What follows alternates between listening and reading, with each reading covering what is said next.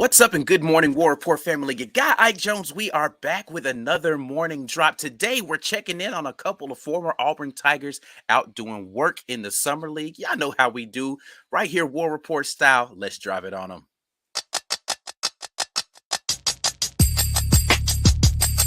You are now listening to the War Report. Drop. Morning drop. We are here. Your guy Ike Jones, B Will in the place to be, talking a little Auburn basketball today. Well, not really Auburn basketball, but Auburn basketball players. Yeah, you know what I'm saying? Yeah. And Jabari Smith, Sharif Cooper, doing work, man. They're doing their thing in the Summer League right now. Wendell Green Jr. also in the Summer League, not really getting an opportunity to flourish. But we're here, man. It's a Monday morning, July the 10th. B Will, how you feeling? I'm doing all right, man. You know, the weather has really been a downer this last week. Can't get much done outside. It's killing me, man. But we're still here. Happy to be here. Yeah, man. Definitely glad to be here. Talking a little Auburn Sports as always on the morning drop right here, sponsored by Rogue Shop. Make sure you guys head over to rogueshop.com. But today we are discussing Sharif Cooper first and foremost. I'm going to get to the big man in a minute. Let's start. Actually, you know what? No, let's start with Jabari. Jabari. Okay. Because I think there's a broader conversation to be had about Sharif Cooper. Let's start with Jabari Smith. First and foremost, first Summer League game, had a rough start. First half of that game started rough. Did not look good for him out there in Summer League. There's a lot of buzz around whether or not he was going to be a bust last season. I think he finished strong in the last year, decided to play Summer League. And then the conversation shifted to, well, if he's so good, then why does he, as a second-year player, need to be in the Summer League? Because you have guys like, what's the kid's name that got drafted by Orlando out of Duke? Paolo. Yeah. Banchero. Banchero not playing in the Summer League, right? Mm-hmm. It's like, oh, he doesn't need another year of development, and Jabari does. And Jabari answers the question about that in his post game, which we'll get to. But second half of that game, after, and I have to say this, I have to say these miserable Bama fans out on social media saying, oh, look at him, he's so terrible. After they went in on this huge tirade about how he's so terrible, it's his second year in Summer League, look how bad he closes out the second half of that game and goes absolutely nuts in the third quarter. And to cap it off, big defensive stop and game-winning 3 with 0.6 seconds left in that game. Yeah. And then all of a sudden, people quiet. They don't have nothing to say. What happened? You were very loud just like 20 minutes ago. You were so loud. You had so much to say. And then I saw the narrative shift to, well, he still didn't have a good stat line for the game. If you think that's good for a second year, I'm like, stop. It's so I chose not to I've been watching my diet. So instead of eating anything for dessert, it was very sweet to scroll the timeline and see all that crow that everybody else was eating, or just the quiet in itself. You see what I'm saying? So you go to the tweet where somebody was talking all that trash, and then 20 minutes later it's flipped on his head, and what you get is a whole bunch of people going, well, update? Huh? Right. You want to follow up on that? It's so delicious. It's so delicious. It is. It's wonderful. I enjoyed it very much. I had to brush my teeth a second time after eating all of that sweet revenge. It wasn't even really revenge. I mean, listen, I didn't even say anything. I didn't say anything to anybody. I commented on one tweet that eventually I think got deleted, where a guy was talking about how that's not a good stat line. And I was like, you must not like Allen Iverson then. Right. Yeah. Literally, Iverson's stat lines routinely looked like what Jabari Smith's stat line looked like in that game. Not just his first or second year in the league. I'm talking about his entire career. Iverson was a volume shooter and would put up in the 30s in points. You know, he averaged, I don't know what Allen Iverson's averages were, but I'm just saying volume shooter. He wasn't an efficient player by any means, but a prolific scorer. Jabari Smith, I mean, if you go back and look at his success at Auburn, he's a volume guy. He's going to need to get up a lot of shots. But as he starts to get it going, Yeah, and it it's gets hard. crazy. It's hard to stop. It's Mhm. hard to stop that young man once he gets it cranking, bro. Because that shot starts, for whatever reason, that hoop starts to look like it's 50 feet wide because he starts dropping it in the bucket. It's hard to get that momentum stop. Yeah. And what's more than that is, to be fair here, to be completely fair, and this is also to Brandon Miller and any other player that might come out of the University of Alabama playing basketball. You can't tell what a player is going to be in year one. You No. cannot. Trying to say after 1 year that this is exactly who this player is going to be, no, Yeah. no, that's not possible. Are there some greats and some exceptions? Yes. It would be great if Jabari were a Hall of Fame player that had come out of college and put up 29 and 4 in his rookie season. But that's not the expectation for every player that comes out of any college program. The expectation is you drafted top 2 or 3, you need to be a starter for that team and hopefully produce well and be up for a second contract, and the team wants to keep you Right. for your second deal. That is success coming out of college. You get there, you work it out, you become an integral part of what they're trying to do there, and they want to pay you big money to stay. That's success. You can't tell if any guy's going to be there after year one or the first couple summer league games. So while it's fun to kind of compare how poorly Brandon Miller has played, that I don't participate in that because I have not bagged on Brandon Miller one bit yet. no Because reason. listen, man, he was gonna be a work in progress. Listen, man, he played 1 year college basketball, bro. Like Yeah. he's got some maturity that needs to happen physically before he's gonna be ready at this level. Right. And I think Brandon Miller's extremely talented. Like, listen, I'm not here, and he's having rough shooting nights right now. Right. But we saw that latter half of his collegiate career where Right. it wasn't coming as easy as it was earlier because teams were paying more attention to him. He was Mhm. and he struggled to be able to produce. Plus, he had injuries later in his collegiate career. Jabari Smith kind of was the opposite. He started slow in his collegiate career. Right. People were like, "Man, where this the dude that y'all was hyping up so much?"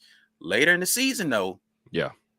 that Yeah. boy became a bucket, and he's still a bucket, man. And that's how it was his NBA career. He Right. kind of is the pattern of Jabari Smith. It's like Right. start off a little slow. Let me get the feel of it. But once he gets into gear, and then we fast forward to game number 2, It and the never boy turned off. he put up like 38 in that second game. 38. Hold on. I got the minute count. Well, this is for all the minutes together. But so he has played 64.4 minutes so far. He scored 71 points across 2 games in 64.4 minutes. For those who aren't incredibly well acquainted with basketball, if you're scoring a point per minute, that is exceptional production that's for your crazy. position. That's Exceptional production for your position. Kids people are different people, man. Guys are going to get it at different speeds. What you hope is that by the time a guy gets it, they're ready to contribute and they're consistent. And they're not giving you some of that contract year fool's gold. Like what comes to mind is who's the guy? He was the center for Miami for a little while, really weird voice, and they shipped him off to Portland. Gosh, I know exactly who I you're can't talking think about. of his He's got a name. long last name. I don't know. It's not coming Yeah, to but me anyway, right now. he had a really weird voice. He played a really, really good contract year. He had kind of shown flash, a really good shot blocker. Mhm. And he was kind of he was not as good as Bam offensively at all. But Yeah. his production was there for a little bit, and Patrick Riley rolled it. I was like, all right, I'll pay you. Paid him, and he turned the switch off. He was like, thanks, I just need that contract. And they shipped him off to Portland. What you hope is that you're getting by year 3, mostly you have an idea of who that guy is, what his work ethic is, and what his skill set can be, and what his ceiling can be. And Jabari he already had the maturity, I think, for a young player that kind of exceeds most young players. He was responsible, he was accountable, and Bruce Pearl was able to push him to hold him accountable for his defense, which Jabari wanted to be that guy. And we've seen it in these summer league games. He is a good defensive player. He excels blocking shots and even playing on ball defense as well. So it's no surprise that he's excelling here. He has to see it, take it in, accept the challenge, and then he rises to it. That's exactly what we're seeing from Jabari here. So his production, it does not surprise me at all. I guess it's still surprising some other people, even some Rockets fans who are like, man, they sold us a bill of goods on Jabari. I'm like, boy, you so stupid. Y'all coaching situation is terrible. Y'all got a bunch of people that want the ball. Jabari just has to kind of find out where to fit in here. Like, there was no structure to what the Rockets were doing last year. I didn't expect him to be able to shine in that type of environment. I expect much better from him this year because they've got more young players who will be able to fill out and to put together a cohesive team defensive effort is something that I think will happen now under Ime Udoka. Jabari is primed to break out this year. This is going to be a good year for him. A good year for him. Yeah, I look forward to seeing what Jabari is able to produce this season. And you know what? And he's always been this guy, but I still love it. He was talking trash because old buddy who was guarding him got a bucket on him early and was chirping at him a little bit about how he was too small. He kind of bullied him a little bit under the basket. And then Jabari started lighting him up. And after he hit a 3, fourth quarter, he comes back down court, pointing back, and he's like, man, this dude can't guard me, bro. That was like, wonderful, man. Get this man off me. Y'all ain't got nobody else check me. This what you got? I said, yeah, that's something beautiful. That's the Jabari I know and love right there. Because I was endeared to him at Auburn when he started doing it. I was like, oh yeah, he got that. Yeah, that's that Hooper chirp right there. Like, come on, bro. Like this, none of y'all. Which one of y'all on this team is gonna actually stop me from doing what I want to do? Yeah, I love to see it, man. Love to see it. Yeah, man. So we're going to shift here and we're going to talk about Sharif Cooper, but I definitely want you guys to do the necessary, which is share the video, get some more people involved in the conversation at the War Report and let us know that you made that share. If you haven't already, go ahead and like the video, man. Right now, while you're watching the video, whether it's live stream or replay, like the video. If you're listening to us on podcast, go ahead and leave us a 5-star review, man. We appreciate those on podcasts, and that helps us to get our stuff going. Go ahead and subscribe so you know the next time that we're going to be dropping, which is often. So make sure that you are in tune with what we got going on. But let's shift the conversation to one Sharif Cooper, who another one and done for Auburn. Bruce Pearl has been producing those frequently, but hasn't had his opportunity in the NBA yet, but is really killing it in the summer league, right? Like he was killing it in the G League and now in the summer league, proving, I think, why Sharif Cooper should at least get a 2-way contract. But what are your thoughts on what young Sharif Cooper has done thus far in the NBA Summer League? Man, it kind of hurts to see Sharif balling like this after some extended time in G League, because I felt like year 2 Sharif Cooper, we could have gotten some of this if he had stayed at Auburn for a second year. You go, man, why didn't he stay for a second year? So you see some of the shot creation, you see the ball handling and the ability to dish. You see it and you were like, this is what we needed in the season with Jabari. We needed this. It would have been amazing to have a guy that athletic and that quick. I mean, Wendell, he held it down and he did a decent job, but Sharif, I think, is superior to Wendell, as is evidenced by Sharif and Wendell being on the same squad right now in Summer League, and Sharif getting all the minutes and the opportunity right now. But does it surprise me? No, it doesn't surprise me that he's doing this here, because I saw him do it in his G League stint last year. He was exceptional in that G League stint, and that's the reason he got a camp invite for the Cavs. So does this mean he can move up to the next step? I think size is still going to be the biggest hindrance for Reef, but that doesn't mean that he can't get on the court. Like, he could be a backup point guard in the league. Do they have a better backup point guard on the Cavs? I have no idea what the makeup of their roster is, so it's hard for me to say. But I know that if you're in camp, if you're in the first year, second year player camp during the summer league, this isn't G League. This is actually a little bit of the G League, because you're playing against players who are at least NBA sized. Okay, these are the players who just got drafted. That means they have high potential, or the team thinks they have high potential. You're playing with the players who have an opportunity to be on the roster, who are most likely going to be on the roster. So, yeah, you have that shot. And I think you show out among those players, you have a very good opportunity to get on a roster. I don't know if they have that spot for him. Again, I think size is going to be the biggest hindrance. I would give Sharif a spin. Why not? If you can excel where you're at, I'm always going to give you a spin. But I don't know what the roster makeup is of the Cavs. So it's hard to argue with his production, though. So at this point in the game, him having 17.5 points per game, shooting 56% from the field. You shoot 56%, and you got 5 assists to less than one. Well, I think it's turnovers. That's the thing that I want to highlight the most is he's efficient with the basketball. Yeah. And he's not a guy that seems to be a liability when he's out there on the court defensively, despite him being undersized. I don't know what his plus minus is looking like right now, but Sharif Cooper is the kind of guy that needs to be on someone's NBA roster. As many bad guards as there are out there, right? Like when you talk about going too deep into somebody's bench and you can't trust the backup point guard to come in there and give you quality minutes. Sharif Cooper's not one of those guys. The one knock that I think will be on Sharif Cooper is not going to be his size. It's going to be his 3-point shooting. Yeah. So far, he's going to have to be 2 of 3 so far. Yeah. So he's not doing a lot of it, but that's to his strength because he's not a great 3-point shooter. Yeah. But to be a guard at that size, most teams expect you to be able to come in and knock down threes because that's just kind of the nature of today's NBA. A lot of pick and roll action, a lot of ISO action, but to have the space necessary to be able to operate, you have to have guys who can knock down shots. And if you're not going to be a focal point guy like a Chris Paul, where you're going to be ball dominant out there and you're directing everybody as a secondary guard, unless you're going to a team that's already kind of accustomed to that and they've got shooters around a Chris Paul type of point guard, you're not going to be able to come in off the bench unless you can come in and knock down shots. So that's probably the only knock on Sharif Cooper right now. But I do think that his talent and his play thus far should allow him to be able to make someone's roster.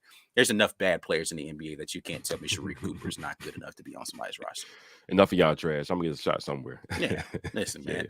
Listen, I think the same thing of a lot of guys who have been on the two-way contract purgatory out there from Auburn. But I do think that Sharif Cooper is a guy who deserves it. And hopefully he will be able to get his shot. He'll be able to play his way into that situation right now. The last guy that is out there trying to do something in the NBA G League, Summer League, that I don't think is even really getting a fair chance right now is Wendell Green. He's played a sum total of 5 minutes in 2 games. And all 5 of those came in this last game. He had 5 points in 5 minutes. To your point, a point per minute is good, but I mean, they were all in garbage time. He hit a 3 and then he had another bucket.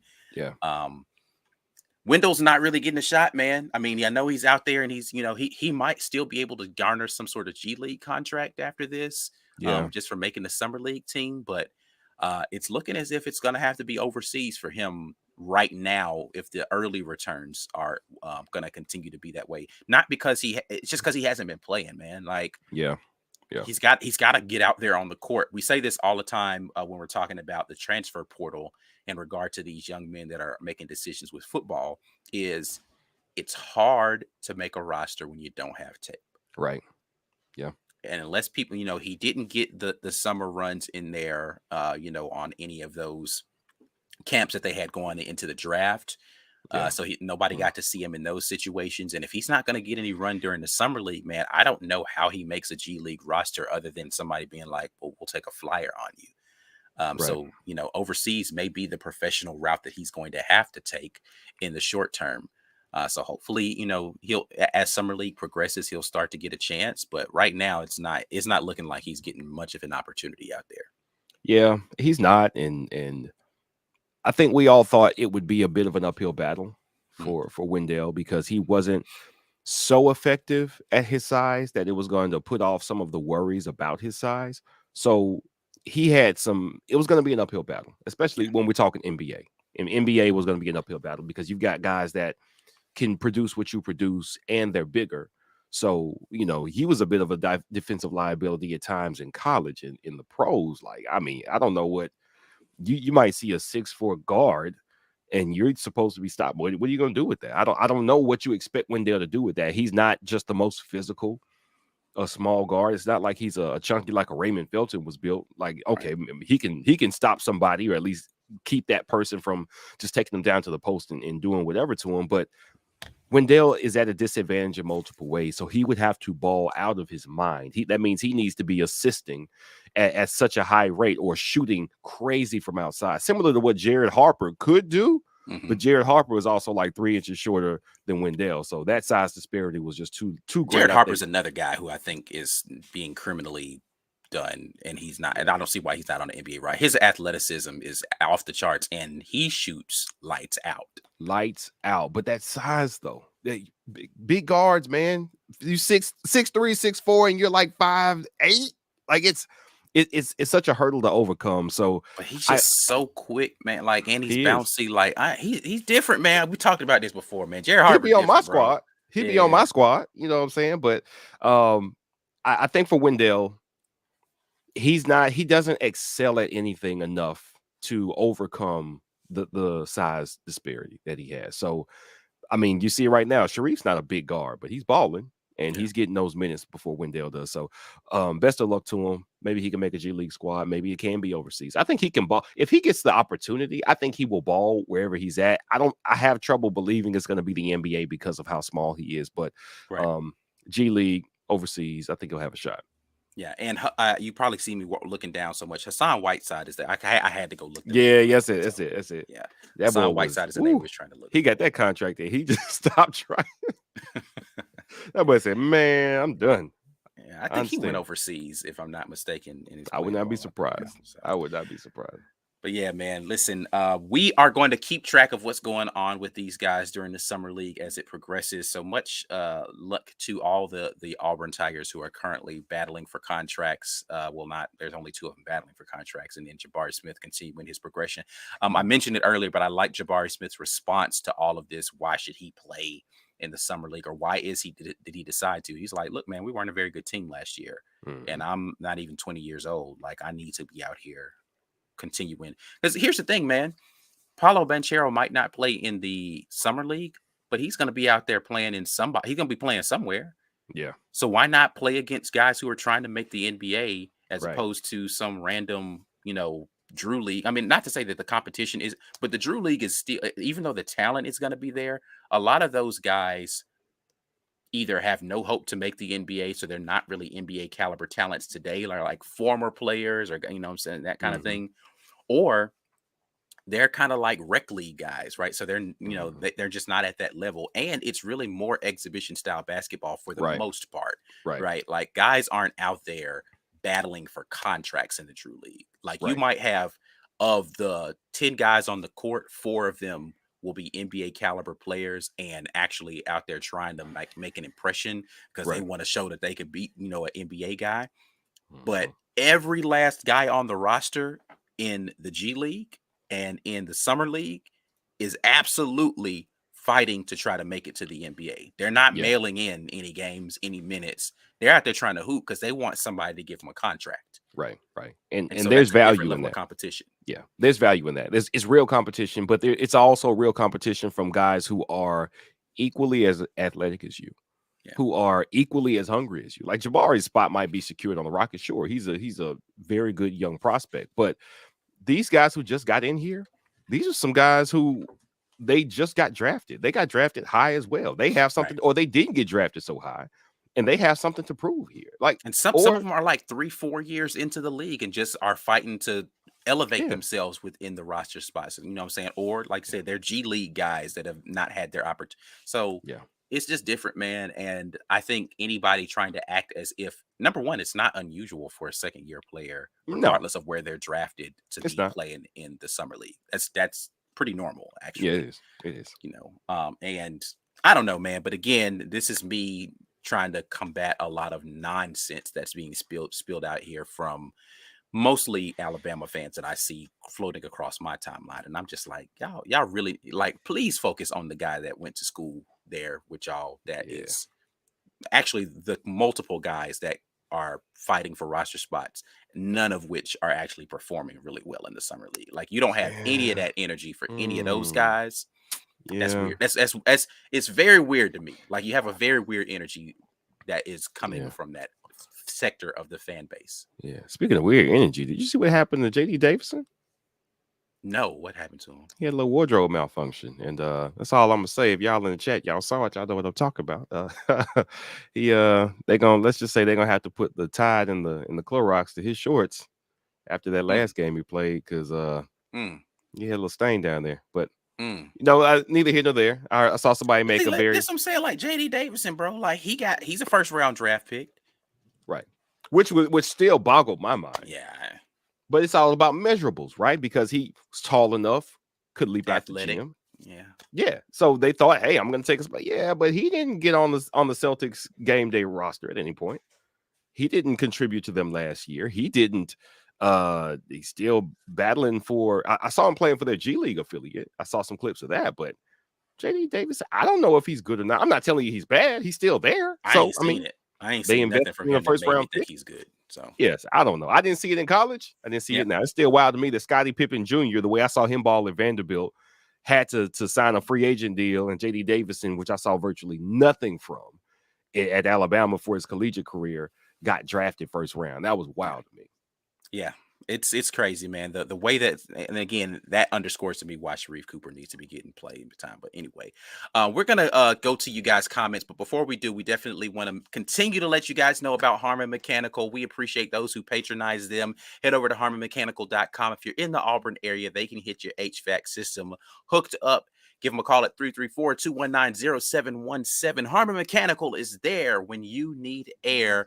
Make sure you lock them in for an initial consultation, and they will get you guys ready to go. Yo, you know what? I want to chime in right here because Harmon Mechanical came through, and I told y'all multiple times the consult was professional, Forrest was on time. But something else has been on my mind because it got really hot for like a week and a half. Mm-hmm.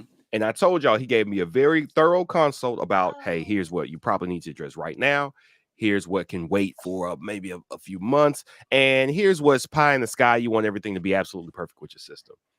I was thinking about that console from Forrest once it hit about 95. Now, fortunately for us, it was supposed to get like 98, 99. And every week, because really the thunderstorms have not stopped for the last month, it's been cooler than anticipated, which has helped how hard this HVAC system has had to work. But I can tell you within the month, B Will's going to get that call to Harmon Mechanical. Forrest is going to get back out here and ensure that my system does not go out because I can't have one of these 95-degree days and then the system goes out.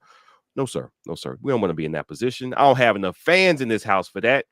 Harmon Mechanical will be the first people I call. And it's going to happen in the next 2 weeks here. For sure. They are definitely poised and ready to make it happen for you. So if you're in the area, make sure you give them a call as well and tell them the War Report sent you. We are going to make our way over here to the comment section and see what you all have been saying. We definitely appreciate all the new members coming on board with the War Report. So Lila, I see you in here. We'll start off the conversation, though, with Jeremy Locke, who says Jabari Smith will have a better year under Ime Udoka and be an all-star selection. Thanks to Jabari Smith has an opportunity to be an all-star this year. All-star potential for Jabari in year 2. B. Will, what you thinking? All-star. Here's the problem. Here's the problem with that. Right now, he is the most he's the most talented person on the summer league team. Mm-hmm. So it makes sense that he would shine like that. He is going to have a lot of ball-needy players on his team. Now, I expect Ime Udoka. Is the James Harden thing? Is that like, are they definitely it's not getting him? Okay, it's not. As a matter of fact, somebody pointed to, this was like a report, the NBA rumor season pointed to James Harden was turned off by the fact that when Jalen Green was on Paul George's podcast, he said, well, Paul George actually said to him, I don't think James Harden coming there is great for your development. Y'all are going through the struggles right now. You're figuring out how to make it work. You don't need somebody in there taking all those minutes and all the ball handling and all the stuff that is going to make you better the more you do it. And Jalen Green very softly agreed with him.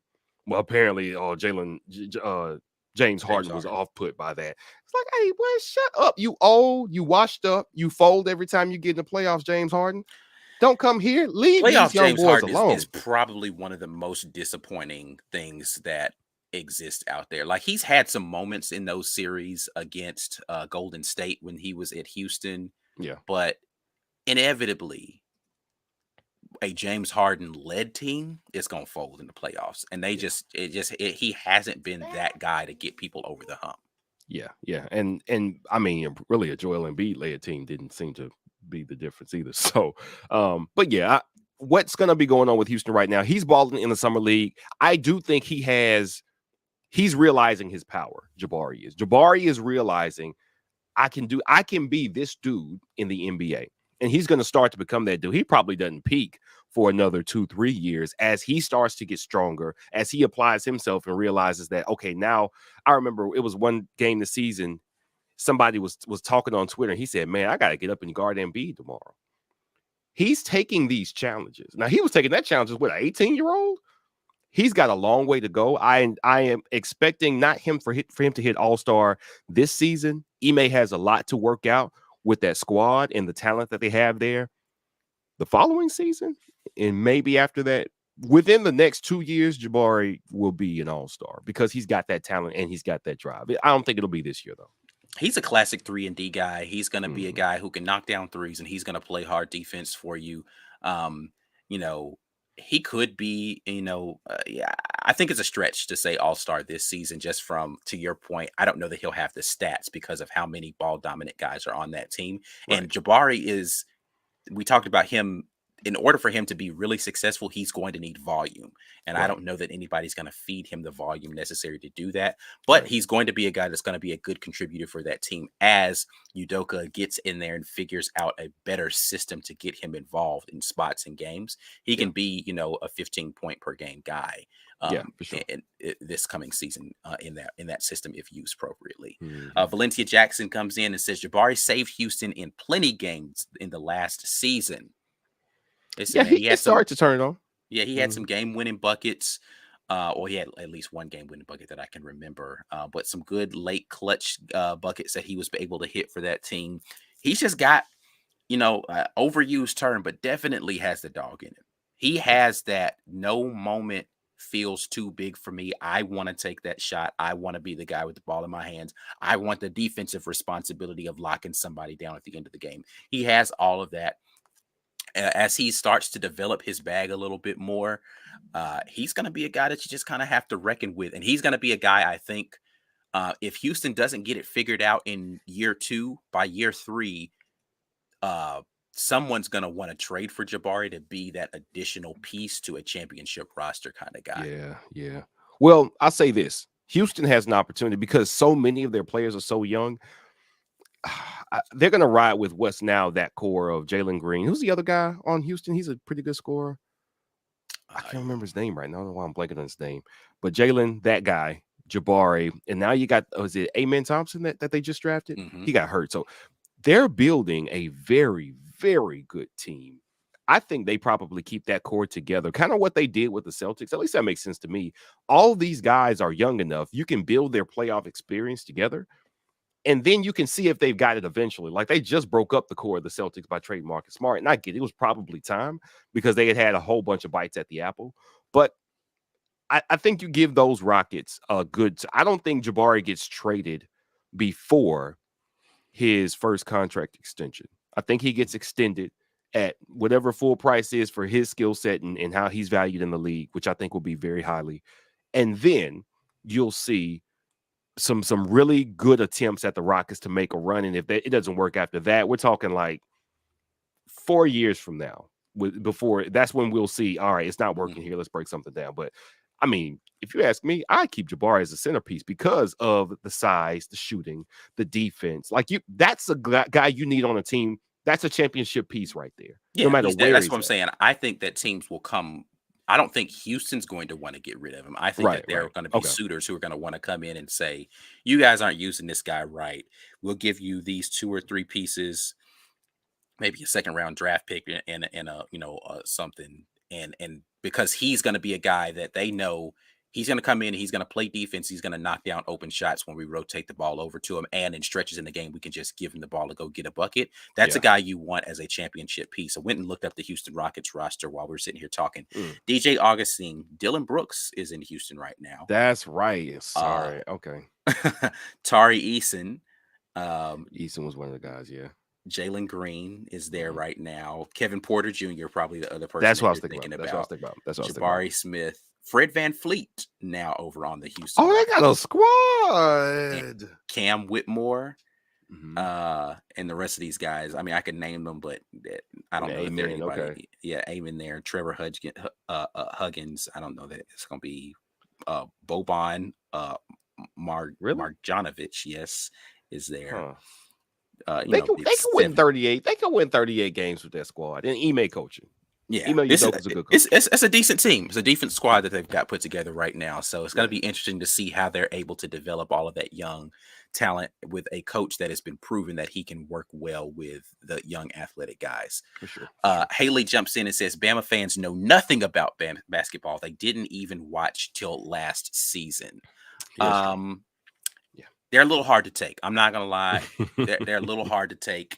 I get frustrated with like the people who have been watching basketball for a long time for Bama that are Bama fans, but still have absolutely horrendous basketball takes that are so loud. Like, and it's just like I know that you watch basketball, but I don't think that you know what you're watching when you watch basketball. Right. And I just want you to not talk about stuff so because it's like it gets very uneven, right? Because I promise you, and I'm not going to give this guy any shine. I saw this one guy who was very loud about Jabari go crazy when Brandon Miller had that second half dunk in the game against San Antonio, and he posted a clip of it was a foul. Let's be clear. Brandon Miller was playing against Wemby.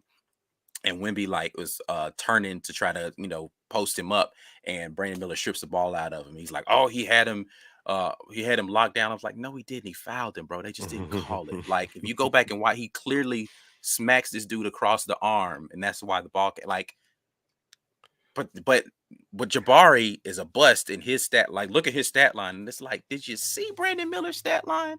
Like, if we're going to talk about, let's talk about, if we're going to talk about stat lines, let's talk about, like, again, I don't have a reason to bag on Brandon Miller, but if your take is going to be like this against Jabari, why are you not this strong against Brandon Miller? He did not have a good stat line in any game that he's played in so far. There's not a single one of them that's looked good, and he didn't have as much productivity even with he didn't get to the free throw line as often. His usage rate wasn't very good. He didn't have very many high assist games. He's turned the ball over a bunch. He's fouling a bunch. Like, he looks like a rookie, but that's okay for him to look like a rookie. I don't have a problem with that. I have a problem with you subsequently trying to act as if Jabari Smith is terrible. Right. Yeah, we don't have to do that. And that's really, you understand now the Alabama-Auburn rivalry. Fans take it seriously and they take it to heart. And people ask all the time, what's the most bitter rivalry, sports rivalry? I have never been involved in an NFL rivalry. I've heard that some of those professional games, like people actually get into fist fights at the games, the visiting fans with the home fans. Never experienced it, can't speak to it. In college, I don't know what Ohio State, Michigan is like. I imagine that's a pretty serious one. I don't know what Carolina Duke is like. I imagine that one is really serious. I've heard it's really serious up there. But I know the level of stupid I see from Alabama fans, uneducated input on things that they don't understand. It is appalling, and I do a lot of muting because I don't even want to see that level of stupid on my social. Yeah, I had to go on a muting spree after that. I was just like, y'all aren't, you're not serious. Like, I was fine when Jabari wasn't doing well and people bagging on him. I wasn't fine with them not being like, okay, you know what, I was wrong. And there were a couple people who did say, you know what, I'll shut up now. Yeah. But if you can't come back and say you were wrong, and then you subsequently can't be like, yeah, man, B. Miller's not doing good right now, bro. I'm gonna need him to step. Like, be fair. If it's not good, it's not good. But be fair when you're loud about when people aren't playing good. That's all I ask. But that's a lot to ask. That's a lot to ask. Expecting a lot out of the general public. Yeah. Chris S says, don't let Sharif get onto the Miami Heat. They'll find a way to use him. Listen, he's kind of got Miami will make something out of some players that everybody else said weren't quite good enough.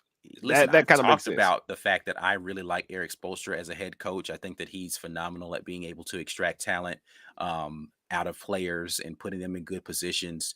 You can't. I don't ever want to bet against a head coach that I think is as intelligent as Eric Spoelstra to find a way to use players that I think have NBA level talent. Agreed. Yeah. Lucas Jewell jumps in and says it would be really cool to have Sharif and Okoro playing together on the Cavs. That'd be cool. That'd be cool. I mean, as an Auburn fan, I'd like to be able to see that. It could work. I wonder. I mean, Okoro Listen, is essentially a 3-and-D guy now too. yeah, And he's his role has lessened because you've gotten, guys who need big minutes with the ball in their hand, like Mitchell and Darius. What's his last name? Darius Garland. Garland, Garland, yeah. balling pretty hard. So, but they're not deep enough. They're not deep enough. It's one thing when they got put out of the tournament. I think it was the Knicks that they lost to in the first round last year. You could see that they really could only go 6 or 7 guys deep. So, yeah, they need a couple more guys. I don't know if ball handling was the biggest issue, though. And that's one thing I didn't see because I didn't watch a lot of the Cavs last year. So maybe because, Reef's a ball handler and a shot generator by being able to drive. That has value. I don't know how much value it has for them. You got to say, hey, what is the coach trying to do? Right. And do you have somebody who's filling this role already? So who needs a ball handler and a distributor that's very athletic? Whoever that team is, Sharif can definitely find a way to be there.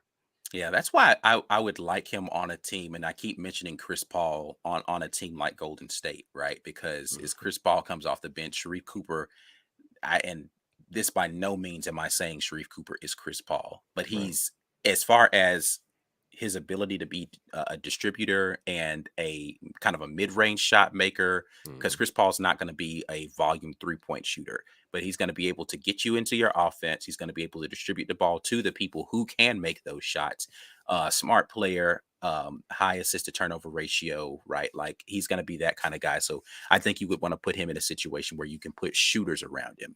And so a situation like Golden State, I think, works really well for a guy like him.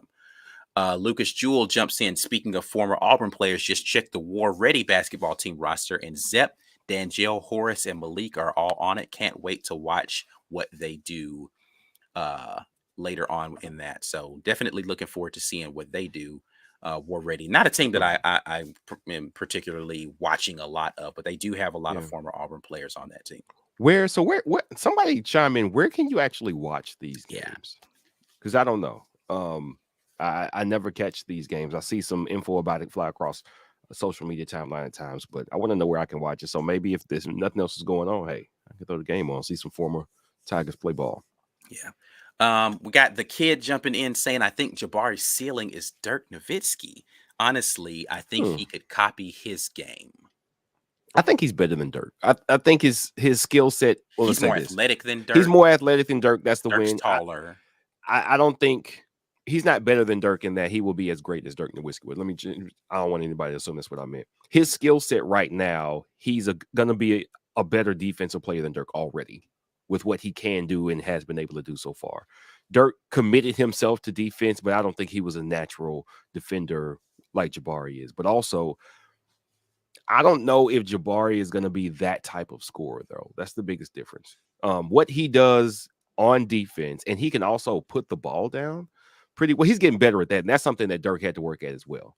Dirk early, I think that's a fair comparison because neither one of them are particularly great ball handlers. Right. Jabari is so early in his career, though, and maybe his athleticism could be the difference. I think that's actually, you know what?